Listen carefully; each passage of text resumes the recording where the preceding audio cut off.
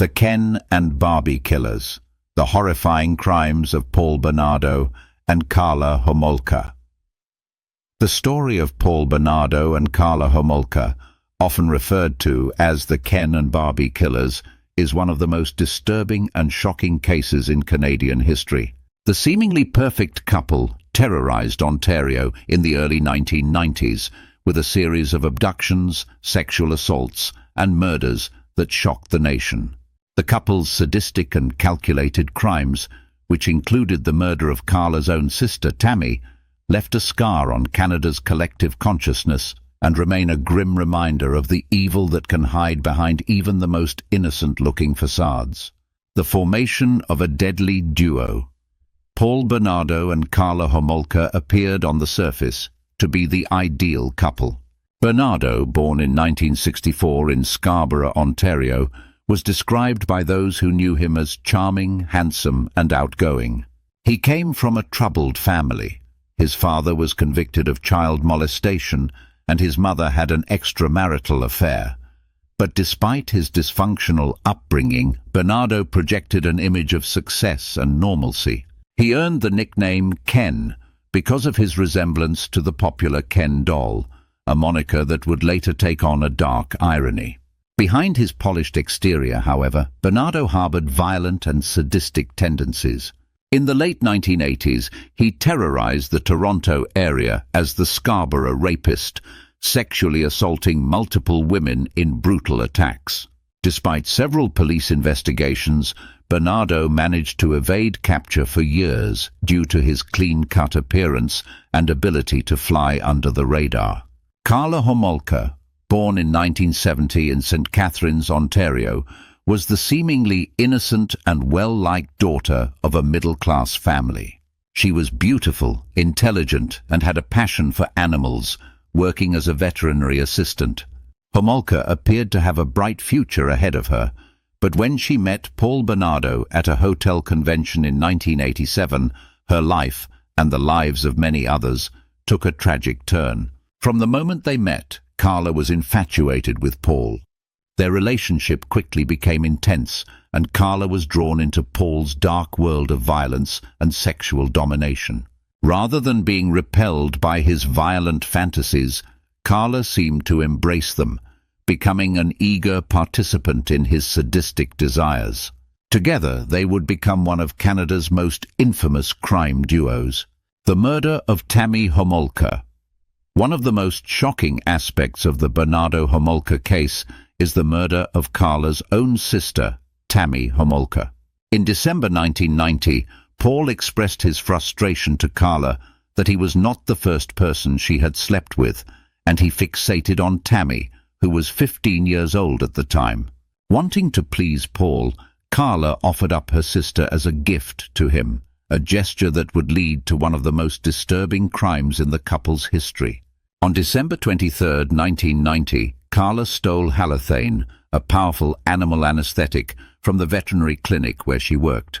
She and Paul drugged Tammy with a combination of halothane and alcohol, rendering her unconscious.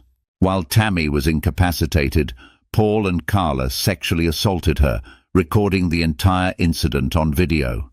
During the assault, Tammy began choking on her own vomit and died. In a desperate attempt to cover up their crime, Paul and Karla dressed Tammy's body, cleaned up the evidence, and staged the scene to make it appear as though Tammy had died from alcohol poisoning. The police accepted this explanation, and Tammy's death was initially ruled accidental. This crime marked the beginning of Paul and Karla's reign of terror. While they had escaped detection for Tammy's murder, their sadistic behavior only escalated from there. The abduction and murder of Leslie Mahaffey. 6 months after Tammy's death, on June 15, 1991, Paul and Karla abducted 14-year-old Leslie Mahaffey in Burlington, Ontario. Mahaffey had been locked out of her house after missing curfew and was wandering the streets when she encountered Bernardo. Bernardo lured her into his car and took her to the couple's home, where she was subjected to hours of sexual assault and abuse. Bernardo and Homolka filmed themselves as they brutally raped and tortured Mahaffey, treating her as an object for their twisted pleasure. After enduring unimaginable suffering, Mahaffey was murdered. Her body was dismembered, and the remains were encased in concrete blocks, which Bernardo and Homolka later dumped in Lake Gibson near St. Catharines. The concrete-encased remains were discovered by local fishermen 2 weeks later, shocking the community and sparking a police investigation. Despite the discovery of Mahaffey's remains, police had no immediate leads on who was responsible for her death. Bernardo and Homolka continued to live their lives as if nothing had happened, their outward appearance of normalcy concealing the horrific crimes they were committing in secret. The abduction and murder of Kristen French.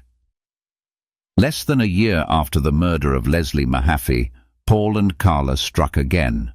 On April 16, 1992, they abducted 15-year-old Kristen French as she walked home from school in St. Catharines.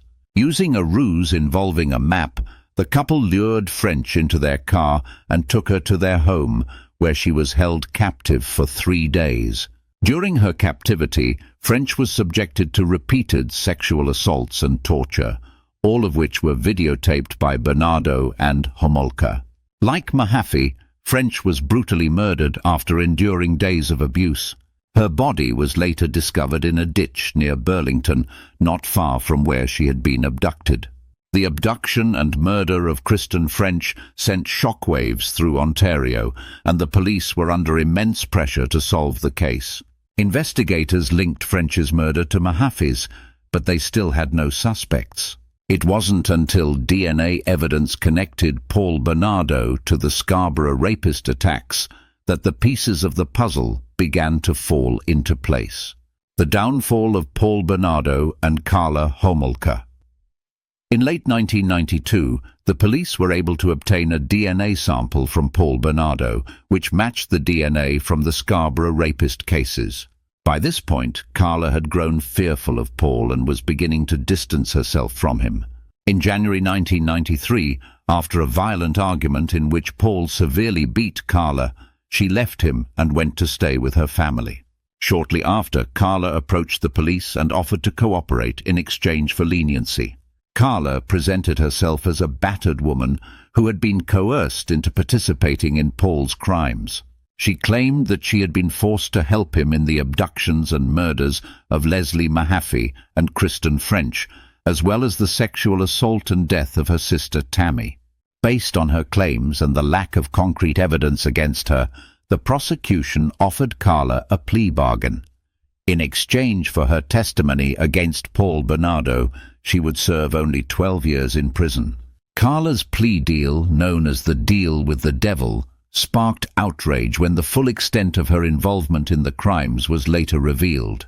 The police had not yet uncovered the videotapes that showed Karla as an active participant in the rapes and murders, rather than the unwilling accomplice she claimed to be. The tapes, which depicted both Paul and Karla gleefully engaging in the sexual abuse and torture of their victims, were discovered after the plea deal was finalized. The trial and sentencing of Paul Bernardo. In 1995, Paul Bernardo stood trial for the murders of Leslie Mahaffey and Kristen French. The videotapes were used as evidence against him, and Karla testified against him as part of her plea agreement. The graphic nature of the tapes, along with the details of the brutal crimes, left the jury and the public horrified. Bernardo was convicted of first-degree murder, kidnapping and sexual assault, and was sentenced to life in prison without the possibility of parole. He was designated a dangerous offender, ensuring that he would remain in prison for the rest of his life. Despite multiple parole applications, Bernardo has been denied release each time, and he continues to serve his sentence in a maximum security prison. Karla Homolka, having already served part of her sentence, was released from prison in 2005 after serving 12 years. Her release sparked public outrage, as many felt that her punishment did not fit the severity of her crimes. Homolka has since changed her name and attempted to live a private life, though her past continues to follow her, and she remains a figure of intense public scrutiny.